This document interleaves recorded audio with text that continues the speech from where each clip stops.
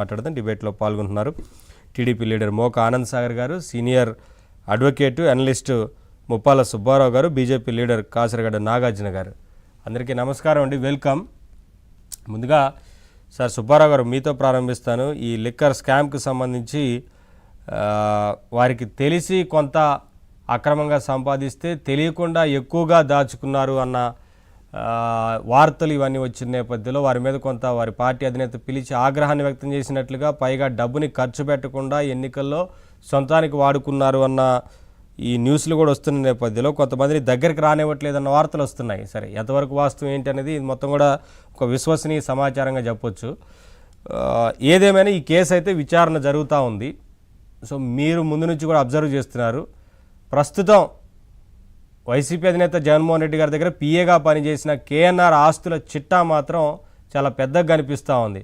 ఏదో 10,000, 10,000, 15,000కి జీతానికి వర్క్ చేసిన వ్యక్తి వాళ్ళ 100 కోట్లు సంపాదించారు అనేది కొంత ఆశ్చర్యాన్ని కలిగిస్తోంది. విచారణ చేస్తున్న వారికి కూడా కొంత విస్తుపోయే నిజాలు వెలుగులోకి వస్తున్నట్లు తెలుస్తూ ఉంది కదా. ఏం చెప్తారు సార్, మీ అబ్జర్వేషన్ ఏంటి ఈ కేసు, ఈ విచారణ మీద?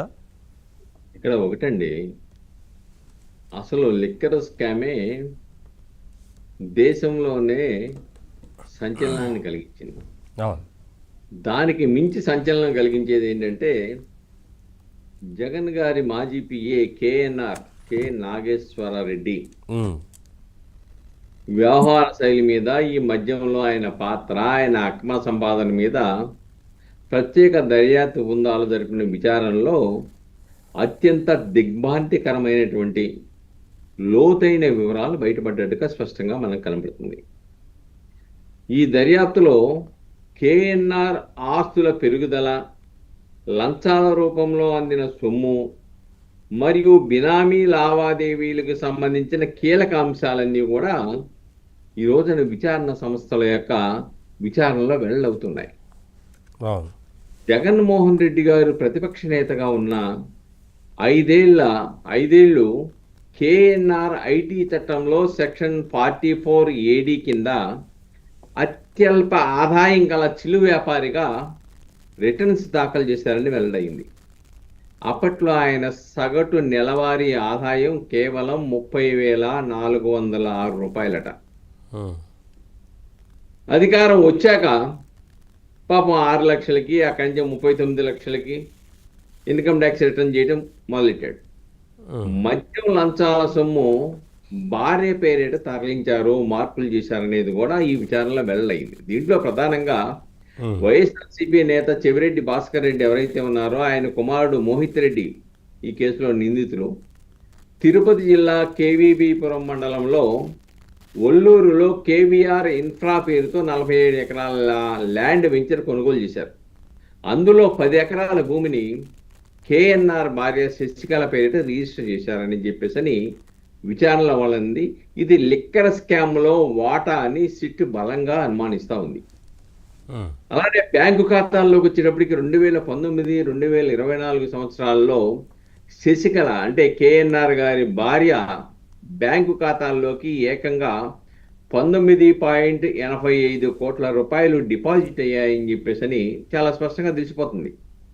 అలానే కేఎన్ఆర్ పేట ఉన్న ఆస్తుల చిట్టా వీళ్ళకి వెలుగు చూసేటప్పటికి హైదరాబాదు, బెంగళూరు, విజయవాడ, తిరుపతిలో 2 ప్లాట్లు, లగ్జరీ ప్లాట్లు, అలానే భూములకు వచ్చేటి ప్రకాశం జిల్లా దరిసిలో 10 ఎకరాల భూమి, కడప జిల్లాలో నివాసం, విజయవాడ శివార్లో ఉండే బావమరిది కలిసి ఒక సాఫ్ట్వేర్ కంపెనీతో పాటు మరికొన్ని బినామీ సంస్థలు, అలానే ఇవన్నీ కారు షోరూంలో పెట్టుబడులు, బంగారం తాకట్టు పెట్టి 1 కోటి రూపాయలు లోన్ తీసుకోవటం, ఇవన్నీ కూడా సిట్ విచారణలో కేఎన్ఆర్ని అడిగితే ఆయన చెప్పిన సమాధానం ఏంటంటే, నాకు గుర్తులేదు, అంతా నా ఆడిటర్ చూసుకుంటారు, ఆయనే వివరిస్తారని చెప్పేసి తప్పించుకొని, అంటే ఆయనకి అక్రమ ఆస్తులు ఎన్నున్నాయో ఆయనకు గుర్తు పెట్టుకునేంత శక్తి కూడా చాలటంలా, అంత ఆడిటర్ ద్వారానో ఈ అక్రమ సంపాదన కోట్లాది రూపాయలు ఆయన వ్యవహార శైలి ఉన్నది అనేది స్పష్టంగా ఆయన చెప్పగానే చెబుతున్నాడు.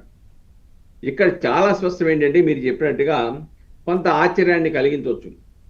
కొద్దిగా దోచుకోరా అంటే వాడు మొత్తం వాడికి స్తోమతకి దొరికేంత దోచుకున్నాడు కాబట్టి కొద్దిగా ఈర్ష్య, కోపం, ఆగ్రహం ఉంటే ఉండొచ్చు.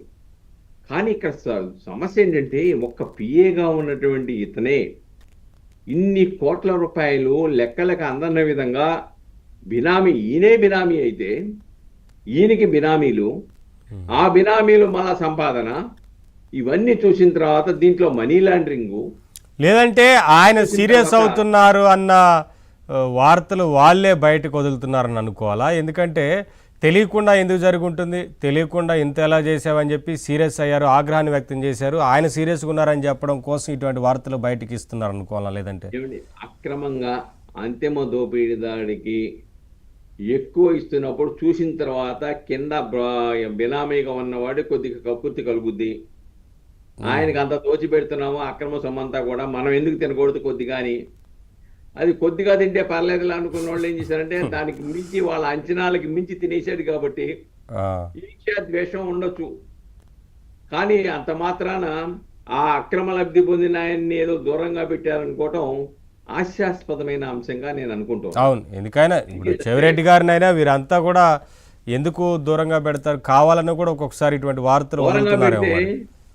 వాళ్ళు విసుగు తించేసి వాస్తవాలన్నీ బయట పెట్టేశారనుకో కంప మునిగిపోద్ది. అందుకోసమైనా వాళ్ళని కాపాడుకోవడానికి కొన్ని వాస్తవాలైనా బయట పెట్టకుండా ఉండటానికి వాళ్ళని ఎట్టి పరిస్థితుల్లో దూరం చేసుకునే అవకాశాలు ఉండవు. డెఫినెట్గా మనం మొదటి నుంచి కూడా చెప్పుకుంటున్నాం.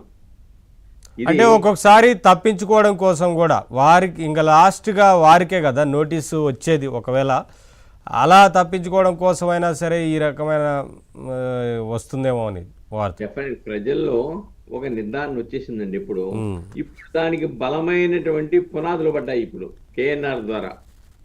ఓహో, ఆయన పిఏ ఇంత లాగేశాడంటే ఇంకెంత ఉండో చూడు, ఇంత ముందుకు వచ్చిన చర్చల్లో, టీవీ చర్చల్లో వచ్చింది వాస్తవమే, దానికి మించుంది అనే అభిప్రాయం ప్రజల్లో వచ్చింది.